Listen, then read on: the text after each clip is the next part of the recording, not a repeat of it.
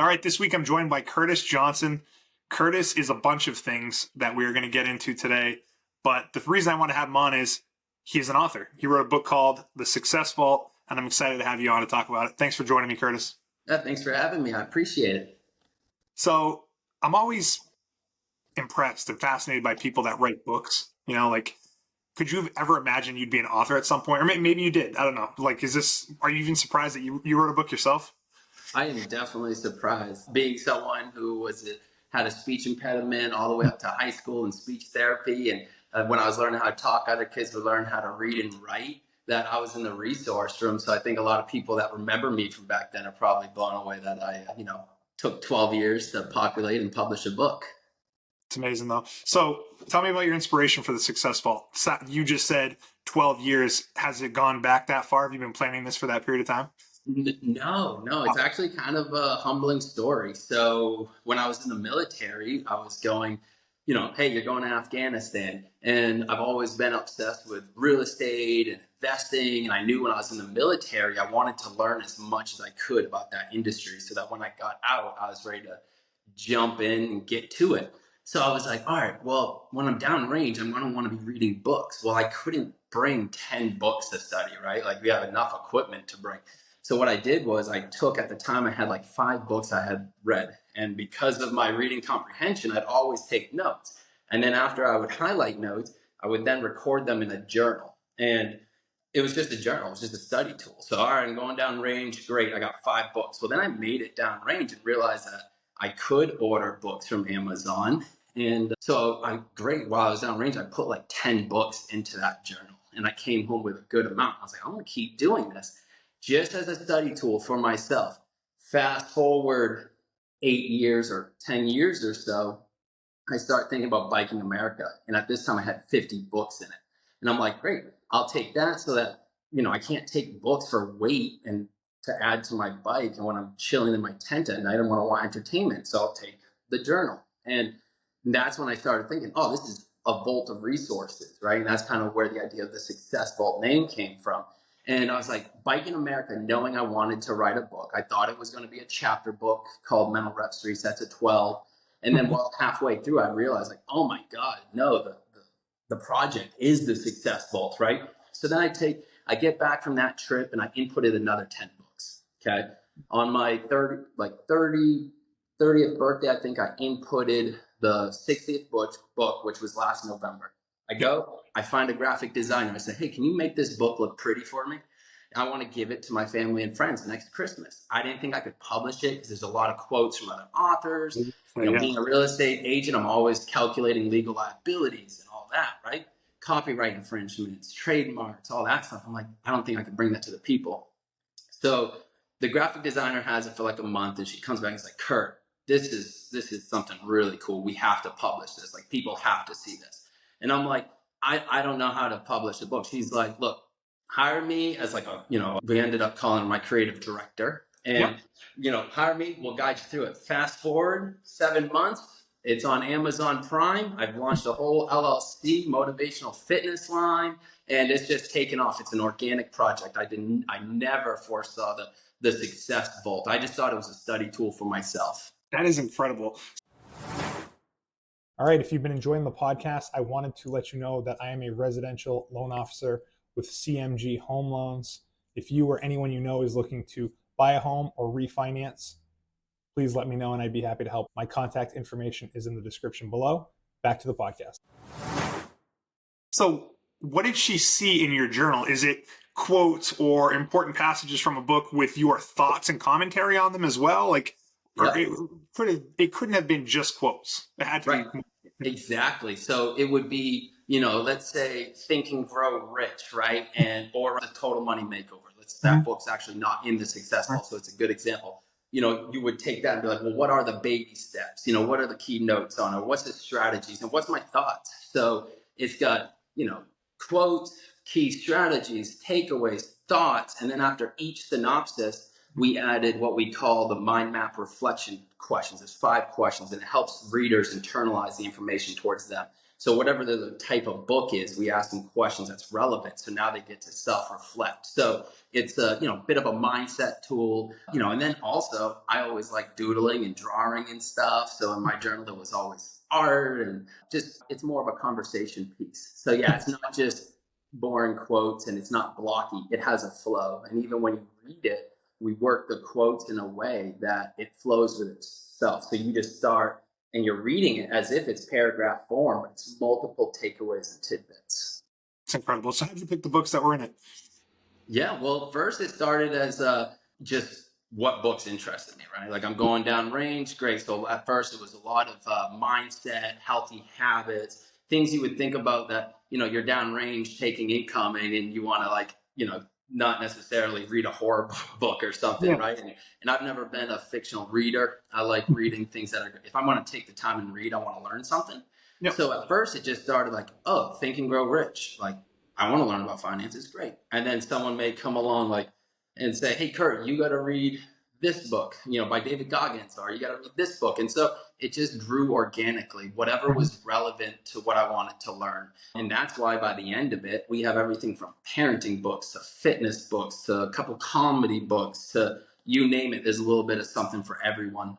Is the book broken down that way in like the health books? And like you said, is it just they're all mixed in there and You you know, never know what you're going to get coming to next you book? never know what you're going to get. Exactly. Even if someone's not, let's say, in the real estate industry, you benefit from the real estate books because it talks about negotiating, right? Whether you're buying a car or just anything that's relevant, getting a loan, it talks about investment portfolio. So even if you're not a real estate agent, there's still takeaways. Or maybe you don't even have kids, the parenting books still have takeaways, whether it's patience or multiple details on that. Yeah. So I have not read your book yet, but I went to buy it the other day, and I want to ask you about this.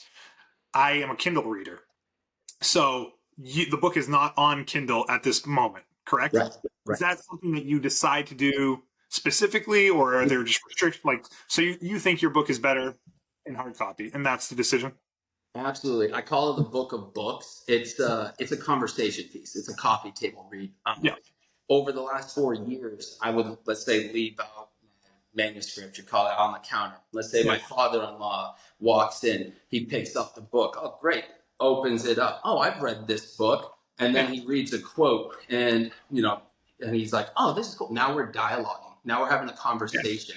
Or maybe they see the artwork in it, and the artwork's funny. Like I see 3-year-olds and 4-year-olds flip through my book and they won't put it down because every other page has Mr. Stickman doing something funny. And so I don't think that format is very relevant for digital copy because the outside of the book doesn't tell you what it is. You have to touch it. You have to look at it. It's not a traditional chapter book. We want people scratching their heads. What is this? And now they're talking, they're dialoguing. Where an audio book would just be too blocky. You wouldn't necessarily get the takeaways, or the structure. I could have it, maybe we will put it out digitally sometime. But as of right now, I want people touching it, feeling it, and seeing like, wow, this is really different. Well, just seeing you hold it, it's a good sized book, and the way you described it, a coffee table book, like a coffee table book, doesn't make sense to read on a Kindle. It makes sense to be out and to Yeah. digest in pieces and stuff. So I wanted to ask you if it was going to come on digital because I guess I didn't realize completely what it was, and now that I know, then it's like I'll just buy it outright, the physical copy. But I for some reason I'm just like a Kindle guy. I don't know what it is. Like I just like reading on a Kindle. Like I have any book that I want like at my fingertips. But I this think book is not meant to be digested that way, which I totally understand. it is one click away. We had to go through Kindle Direct Publishing is actually who I published through. So it's literally I could just click that and it would be. So maybe after like a year we might launch that. But yeah, it's definitely I want it to be a conversation piece. But I do think you're right because this book is designed for deployed soldiers, traveling business professionals, so adventurers, right? You're on the Appalachian. So it would make sense for people who have Kindles to be able to read it. And we'll probably get there. But right now, I'm really focusing on organic growth, word of mouth, building a brand that I want people to be able to kind of really see that, a little different. But I'm a little old school too. So maybe I'm just attached to classic books. No, it's great, man. The way you described it makes a ton of sense. So like I wouldn't second guess that for 1 second. It makes a ton of sense. So as someone that has a book now, what are the ways that you do market it though? You said you want it to be organic, but are you promoting it other ways? Obviously you're on the podcast here. I think you've been on another podcast. Like what's the plan to get the word out on the book? Yeah, every day I'm having fun with it. So I'm giving out a lot of copies, right? And we're really trying to promote it to be the book people gift, especially with Christmas and the Mhm. holidays coming up. We're going to put a big focus on that. Like, what do you get your sister-in-law? Well, this book has a little bit of everything, right? And I love gifting books. And Mhm. so I'm doing a lot of like handing it out, but I'm also going to local barber shops. I'm going to gyms. I'm going to family owned bookstores. I'm also just doing a lot of like, I travel a lot. So it's amazing. The other day I'm at the gym. I let it sit on the counter. I go and work out. I come back and this kid's like, hey, dude, what book is that? And he's like, I'm seeing it all over Instagram. So a lot of online marketing. And it was Yeah. the first time I got to pitch my book to someone who didn't know I was the author. And that was kind of cool because I was like, oh, it's really neat. It's got like a lot of, the most popular self-help books and all this. And he was like, what? And sure enough, he pulled out his phone and bought it right there. And then I went down to West Palm Beach, Florida to a business convention, bought, rep some merch, started conversations. And when people see how unique it is, 9 times out of 10, they pull out their phone, go to Amazon and buy it. They're like, whoa, this is awesome. I don't need to read 20 minutes for a chapter book that I remember half of it. You went through the books already, took the takeaways, and now I can just focus without the fluff. I think you shared on Facebook the other day, maybe it was Instagram. There was a guy holding your book, right? Like I don't know if it was a story from someone else. You that took this picture, but like, tell me That the was a story. special moment. About right? What was the deal with that? That was a special moment. That was equivalent to, let's say, a rock star hearing his name on the radio for the first time. I'll be honest. It was wild. So I live in North Carolina, and my neighbor, April, she went to South Carolina, where I don't know anyone. I literally cannot tell you one name of someone who lives in South Carolina right now. Mhm. She's on a pier, so the ocean's about 6 hours from me. Okay. Yeah, And she looks over, and someone's reading. It's a pretty great photo if you saw it, with American it was flag very clear what popping and they were everything. reading. Yeah, And she goes, "Oh my God, do you know Curtis?" And he goes, "Huh?" And she's like, "The guy, the book, the author who wrote that book. Do you know him?" He's like, "No, someone gave me this." And she was like, "What? Do you mind if I get a photo?" And he's like, "Yeah, sure." So she said, like, took a bunch of photos. I'm talking, she had like 15 photos of this guy, yeah, like this classic lady, just. yeah. And she sent it to me, and it was the first time a stranger had my book in another state. We don't know how we got it. I posted online. I think it has almost 100 likes, and still no one's been like, "Oh, that's Uncle Johnny." Like, we don't Yeah, know. yeah, yeah. Yeah, and we That sold is a so couple cool. copies in Canada too. So I mean, it's getting out naturally. That is so cool. Yeah, that really must be like a one of those moments that you'll always forget. And Yeah. I thought it was a great picture too and a great story. And I'll be sure to share it when I'm promoting the podcast because I think it's that sort of stuff is cool. I had in a similar vein, like I had someone come up to me at a thing just the other weekend and was like, "Hey, listen to your podcast, and you're doing a great job." And like I've never met this person, like I unfortunately don't know him, and I was just like, "What?" Like I was just totally blown away that you're putting stuff out there to the world, and if it's making its way to people and having at least a tiny shred of impact, it's very fulfilling.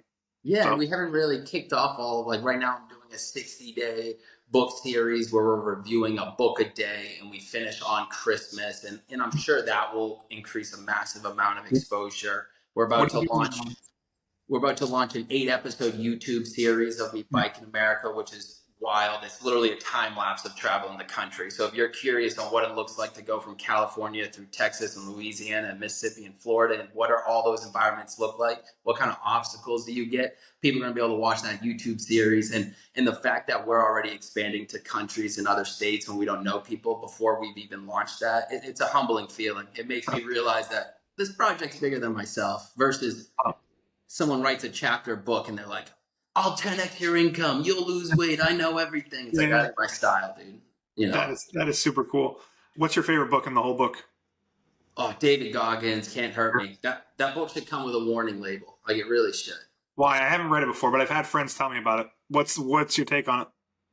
It's why I biked America. It was like, seriously, I read that book and it just got me so pumped up on, like, one, it reconnected me on your biggest obstacles on the other side, or your biggest opportunities on the other side of obstacles, right? And if you're comfortable, you're complacent, and are you growing, right? Mhm. And so when I was 19, I joined the military and did all these great things. Well, then when I was 29, I was like, man, I'm a little complacent right now. We need to get tough, like carry the boats, as David Goggins would say. What could I do? And I started brainstorming, and I considered doing Survivor, and I considered doing a few different TV things. And you know, whether it be an adventure here, hike across Iceland or whatever it was. And then, it naturally was presented to me to Bike America. And that book really carried me through because everyone has their own struggles. And it comes down to you can only control your controllables. And that book taught me that.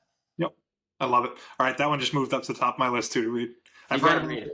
it. It's a great book. And I think the book, typically every book synopsis in The Successful, it's about 2 pages each. I want to say that one's about 6 pages. Yeah. It's like A lot of just stuff in couldn't there. get enough. So let's talk about biking. Biking for better is what was the cause that Yeah, you went cross country for. So right. how did you get set up? Like you decided to go to bike across America. How did you get set up with biking for better? Yeah, so it was great. I was like, a lot of people fundraise and a lot of people create content, and they really are just cheerleaders in a sense. I kind of worded it as. I didn't know if I could bike America. I didn't want to start fundraising and quit halfway through because I broke an ankle or something like that. And I didn't want to put pressure on that. I wanted it to be a trip about literally biking for better, giving out smiles, meeting people, showing that like, hey, I don't know where I'm going to sleep tonight, but check it out. We're going to take it day by day, and we're going to show people that if you set a goal, you create a plan, and you just keep taking consistent action, you can achieve a lot, whether that's going back to school, starting a new career, losing weight, or whatever have you. So once I realized that, I was like, all right, what can I do to illustrate people this formula? Biking the country was a perfect example of Yeah. that. And so then it just started to be research. Okay, is it possible? Once I found out the average person does it in 60 days, I said, all right, I'm doing it in 30. We ended up doing it in 32. It was 32 days, but Incredible. and then you just backwards plan. Okay, well, what do you bring? Well, how fast do you want to go? Do you want grills? What are you going to eat? And you just kind of start doing that research development. I didn't focus heavy on training. Of course, I was eating right and working out, but up until Were you a big starting, biker before that? Were you a big biker before you decided to do this? my whole Or life I've loved cycling. And in the Biking for Better YouTube series we launched, we talk a lot about that. When I was a Boy Scout and I got my cycling badge, I daydreamed about Biking America when I retired. And then when I relocated from Maine to North Carolina, I had this in between period. COVID just happened, so real estate was able to be virtual. I'd closed out a bunch of deals. I was like, I could probably leave for 2 months and no one, or 45 days, and no one would really notice. And so it kind of helps that transition. so you have two kids, three Yep. kids, two. Hmm. So your wife was obviously super supportive and having you do this. Oh, this I say we all the time, and people are like, what do you got a turd in your pocket? Like, why are you saying we? Like, no, my wife, this was a decision. She's an adventurer. We love outdoors. We've been together since we were 14 years old. We're, Yeah. we're very close, and every single night she was in my ear. She would be picking out, okay, what campgrounds are up ahead? Hey, you got a campground in 20 miles, but you got, a hotel in 30, or what Yeah. if she was that, and then she would go as far as, all right, at the hotel, this is the menu. I recommend you get the chicken breast, broccoli, and potatoes. Because when I got to camp, I had to do gear prep, wash clothes, nutrition. There's such a list. Like biking was 8 hours of the day, and Yeah. 4 hours went to prep. I didn't have time to dilly dally, and she helped streamline that process. So it was a team effort. She was the eye in the sky, the coordinator, and this whole project she's been very involved with. Even inputting the books and writing the books and the content. I mean, yesterday's video I did the book review on the Trump International Golf Course. She was recording it. She's very involved with the project. That's a great team. So you were out there by yourself doing Oh this. yeah, You didn't have like a buddy with you, if anyone else. Like you did it. She yeah, was kind of like your eye in the sky, yeah. coordinating stuff from back home, but just you on your own. That's incredible, man. I did, yeah. So we did the Southern Tier, and there was a team of people behind me, though. I had, my uncle. He's very big into, timing events, and he's been exposed to cycling forever. So he coached me on form and strategies on touring. And then I had, nutritionists and what I should be eating. And then I had people who, once I got on the trip, books, The Successful, helped me. Like there's Suits to Saddle. That book talks about biking America. There's a book by Paul Stutman called Biking America, which I read in Afghanistan, which also helped grow this idea of doing it. And so there was definitely a team of people behind me. Jack Melanson, the guy who I shipped all my equipment to in California, he was part of it. My buddy Mendez, he's like my motivational coach. Like I could go on and on with all these people that helped me throughout the process. But no, it was me against the trail, and I went from Santa Monica, California to Phoenix, Arizona on my own. But once I made it there, I was on the formal Southern Tier bike route. So then I actually met a bunch of touring cyclists. I think I ended up passing like 62 touring cyclists. So once I got on it, I would have occasional ride with someone for 2 or 3 days. So I had some conversations and stuff like that, which was cool. That's super cool. So what was the part of the country that stuck out most to you that you For were driving? positive or better? Yeah, let's see. I mean, just anything, like just beautiful, Yeah. or what were your thoughts on that? All right. Well, keep in mind, I went from growing up in Waterboro, Maine, never traveling much until I was like 19 years old, joined the military, went all the way to Kyrgyzstan and Afghanistan and Germany and Romania and, went out Middle East, like traveled east, never ever went west in my life. First time I went to the West Coast was this trip. I got a one-way ticket and I biked home. So never seen the country off the East Coast. So what I'll say is California is just as amazing as I thought. I Yeah. love California. It was really cool seeing LA and going to the Laugh Factory comedy show and Yeah. Santa Monica. I've always been a skater, so that was a vibe. And then Yeah. Texas, that was cool because we hit every environment. You got desert, but then you also have like, you know, the Mississippi/Louisiana swampy part of Texas too. So Texas and California stand out a lot to me. New Mexico and Arizona talk about being discouraged. Like there was a 210-mile section of no stores. So it's me in a desert for 200 miles on the border of Mexico, and you're like, just keep pedaling. That's why eventually my sister named my bike my ride or die. It's like you ride, boy, you die. Like you gotta go. So what is that? 2 days worth of Yeah, riding? yeah, Yeah. give or take. Yep. And you're tenting on the side of the road in the like what's Yeah. that like? Right, in cars. I assume you're on a road, but there's probably not that much traffic on it, or there Yep. is, or what's that part like? Definitely a lot of traffic. We did about 200 miles on Interstate 10, which took me into, I want to say it was El Paso, Texas, or Del Rio, Texas, whichever one it goes into. And that was a highway. It's one of the only highways in America you can cycle. Okay. And that's Yeah. just boom, boom, boom all day. That was like 3 days, right? The desert, though, actually, I got to stay at a state park halfway through with no stores, right? And there was a really nice couple there. They made me dinner. They gave me a gallon of water, which was a lifesaver. That was Yeah. cool. But I was so close to Mexico there. I got welcomed in text. Welcome to Mexico. And I'm like, where am I? Yeah. That's wild. So, did you raise money for a cause through this?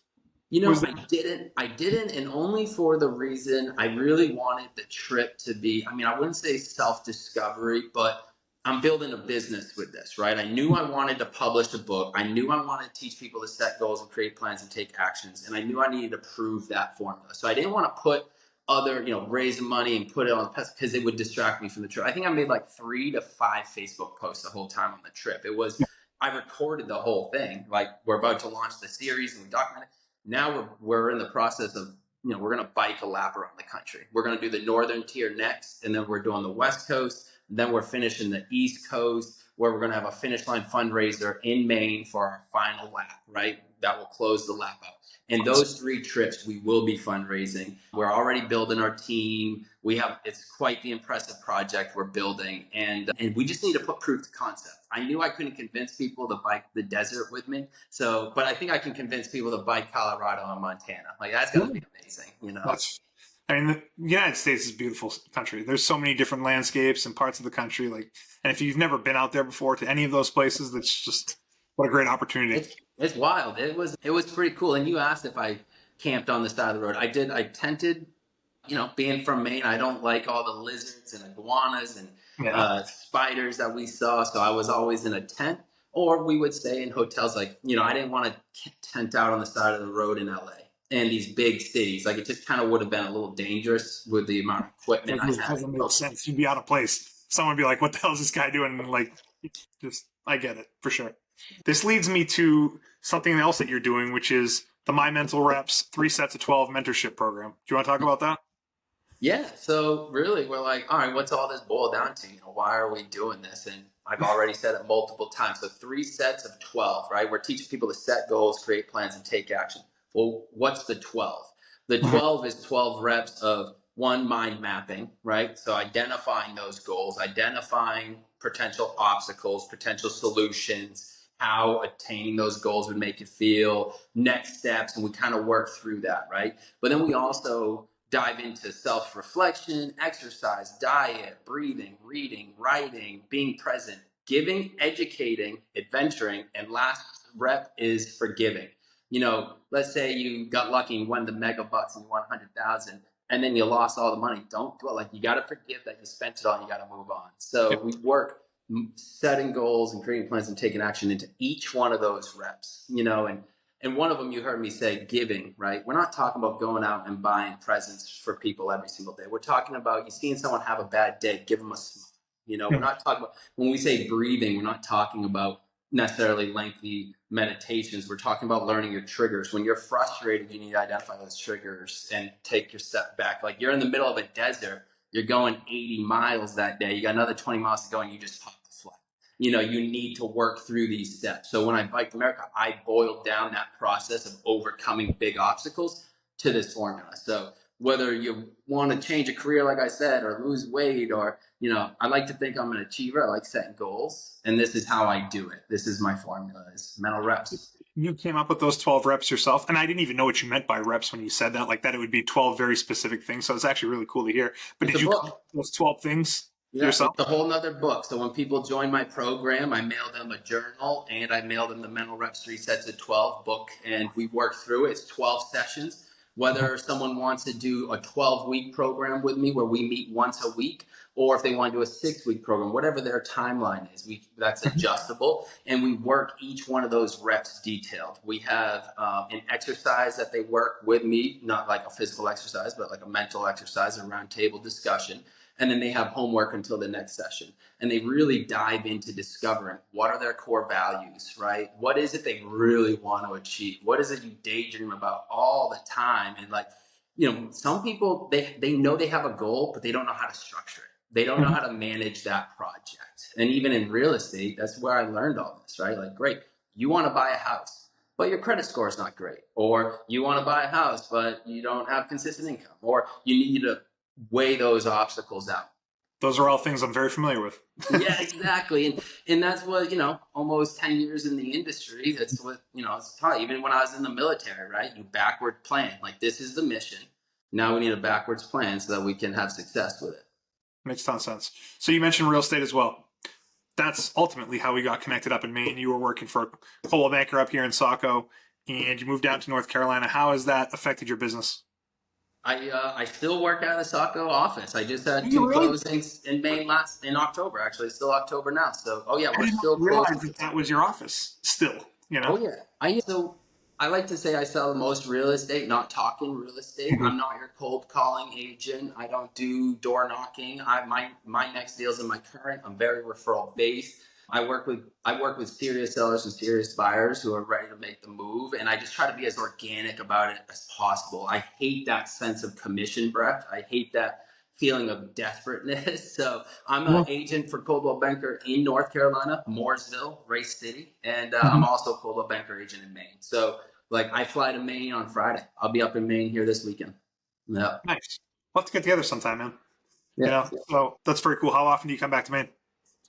It's been a lot recently, just with a lot of family stuff and just a lot of real estate deals too. And just, I'm up there typically on average once to twice a month. Right now, we're kind of working the winter. We're probably, after coming home this time, it'll probably be some time, but it depends. If it makes money, it makes sense. And I love Maine. It's home. So Why'd you go down to North Carolina?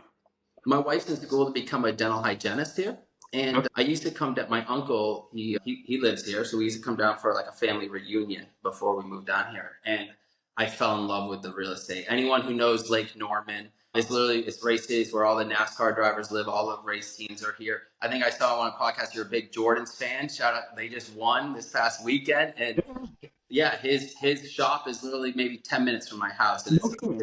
It's an Okay. amazing facility. So I answer that question is one, was I successful in real estate because of my sphere of influence, or do I really know how to sell real estate? I wanted to know that. So I wanted to move to a place where Mooresville average sales price like 1.2 million. I wanted to learn, how do you sell real estate when you don't know anyone, right? That was a goal. Yeah. And then fortunately, my wife, she wanted to become a dental hygienist, and they have one of the best programs in the country here. And she's like 5 months away from graduating now. So, you So know, does it mean you guys stick around, or who knows where the next adventure is? we do own some land in Maine that we'd like to develop, but for right now, I think we're going to stick around. I'm still in school myself, so Yeah. we're gonna stick around Mooresville, especially with having work in Maine and Florida and North Carolina. It's so central and convenient. We're having a little too much fun right now to relocate to Maine, but someday I foresee it someday. 1.2 million average sale price, huh? I It's thought people nuts. moved down to the Carolinas because the houses were cheaper down there, but that doesn't sound any cheaper, but I'm sure it's pretty awesome. You know what though? You'd be surprised. I just sold a house. It's a 3 bedroom, 2 bathroom ranch with a one, 2 car garage, give or take. The little smaller garages here versus the Mainers. They Oh, love their that's yeah. garages. Yeah, but that house was 325 grand. So I Mhm. mean, you have. But then I also sold a home from the 80s for 160,000. So you have those smaller homes. What jacks that price up is that waterfront properties. I mean, there's just these homes are just on a different. I'm talking boat launches with helicopter pads on top and jet ski boats underneath, like just different level homes. Sounds ridiculous. That's They awesome. don't have winter though either. They're built different. In Was Maine, I yeah, was going to say, like, the garages are bigger up here. You got to fit people's big trucks in, their snow blowers, all that sort of yeah, stuff, and you don't have to worry about that down there. yeah. Little bit of a difference. You don't see the full basements quite as much. They are framed with 2x4s instead of 2x8s. Let's say they Yeah, don't need to hold multiple tons of snow. So the quality's different, but the style's a little different yeah, too. It's yeah. I like to think it makes me a better agent being, diverse in multiple markets. It's fun because you really get to see kind of the pros and cons of both. Yeah. And this business is something you can do remotely to a certain extent, and you do come up to Maine plenty. So you're fortunate to be able to do what you do from North Carolina up in Maine, and then also have your business down there. So it's a no brainer, I think, to do it. Yeah, and I think it marries well with the successful, right? Like it marries well because I'm starting a business mentoring people to set goals and accomplish it. I'm teaching like whether literally I've already given a few examples on, if someone's like, hey Kurt, I really want to hike the up. I helped someone who wanted to walk around the country, right? I helped mentor him a little bit. I was like, just different. Someone wants to go on the Appalachian. It's like, well, let's break that down. Let's make that into bite-sized pieces. Let's look at it. Let's say someone wants to do the 75 hard. It's like, it doesn't have to be real estate related, but it speaks for itself. Like, oh, this guy's helping people achieve their goals. He can help me sell a house. Like, it doesn't seem like I'm all over the place, which is nice. It seems brand oriented. Definitely. Closing the loop on the book. What's the one takeaway, if you boil it down, that you would want people to have when they're done with the book? Just owning the book. Healthy daily habits. Mhm. That's it, man. I think people get really caught up in the everyday grind and man, like I want to sell 30 homes this year. They get so hyper focused on the goal Mhm. long term that they don't realize you eat an elephant one bite at a time. Yeah. Like you gotta focus on your healthy daily habits. Those mental reps, the 3 sets of 12. Like, great, you have an obstacle, mental rep, notice that mental rep, and now what are you gonna do about it? So when people grab the Success Vault, I think when they read all of these books, every one of them talk about what are you doing? Are you taking action? Are you a doer? Or are you just reading? No one lost weight reading a fitness book. You got to get out. You got to work out. Well said. So there's a million things to promote as we're wrapping up. What's the best way to find the Successful, to find your coaching? Like, just lay out a bunch of things on where people can find you. Yeah, so Amazon.com, it's Amazon Prime. So I was pretty happy to see that we got the Prime. You can get it pretty quickly. You can find on Uh-huh. there at the Success Vault. We just launched our YouTube series where we're doing one book review a day. So we're going to go through every one of those books for the 60 days, finishing up on Christmas. And that is let's see, that's Official Success Vault. That's the YouTube channel. Our Uh-huh. website is officialsuccessvault.com. And then on Instagram, it's Success Vault LLC. Nice. I love it. I'll be But sure to share all that. honestly, on a personal level, people can just, my email's all over. People can reach out, DM me. I'm, pretty casual guy in that front. I love it, man. Well, listen, I appreciate you coming on and chatting about everything you got going on. Super inspiring. Job well done. Thanks so much for coming on. Yeah, thank you. I had a lot of fun and appreciate anyone who took the time to listen. And yeah, sending you guys all my best. All right, bud. We'll talk soon. Thank you.